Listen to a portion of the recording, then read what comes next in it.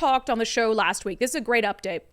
There's a teacher for Peninsula High School who, Kelsey Wayne is their name. I don't know. I'm just going to be honest. I don't know the gender. The LinkedIn profile said he, they, right? Mm-hmm. So I'm just going to say he. Okay. Kelsey Wayne, high school teacher, English teacher at Peninsula High School in the Peninsula School District. We ended up getting some concerned parent emails about this teacher last week, saying that their behavior can't be ignored. There needs to be pressure from all angles. District has to make the right decision from students, because it turned out they found out that Kelsey Wayne, the teacher, moonlighted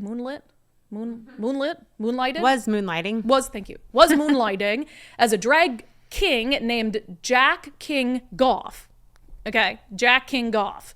So you already have this like sexually vulgar drag king name.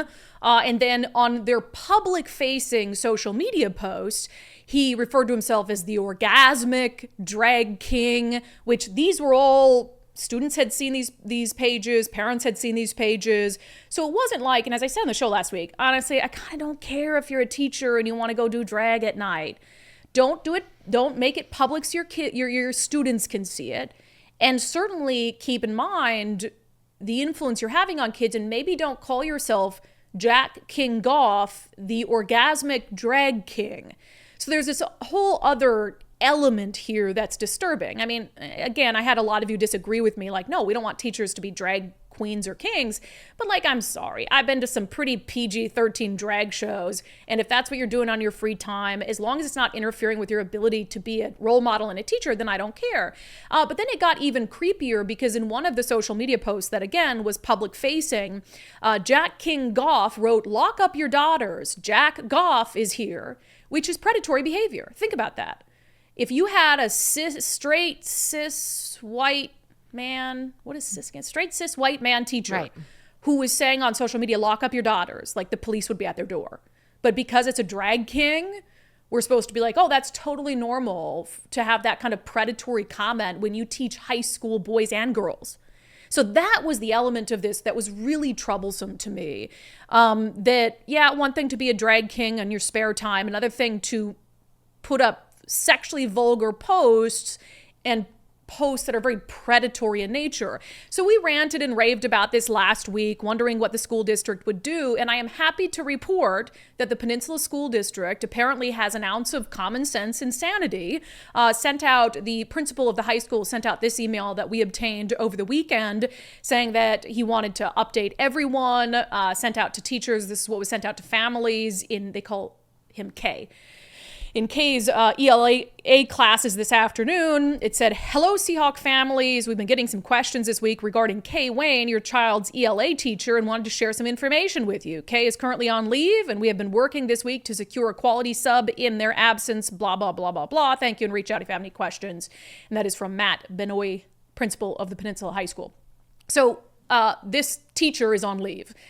We are working, and we've reached out to the school district. Was this a forced leave? Is this disciplinary action? Did the teacher opt to go on leave on their own? It sounds to us like, based on what we're hearing from parents, that this was an action the school district took, but we're working to get more information. But this is all we want.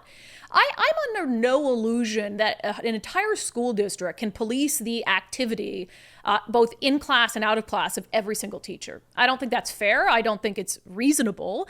But what we do expect is for public schools to take action when you have a teacher that does something that's clearly not okay.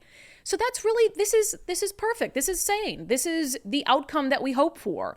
That Peninsula High School and the Peninsula School District said, yeah, you can't say lock up your daughters. You can't call yourself the orgasmic drag king on public-facing social media profiles that our high school students would see. So for the record, if you ever think I'm blaming a school district for some rogue teacher, by and large, it depends on their reaction. It depends on how swift they're willing to take action. For instance, the Olympia School District.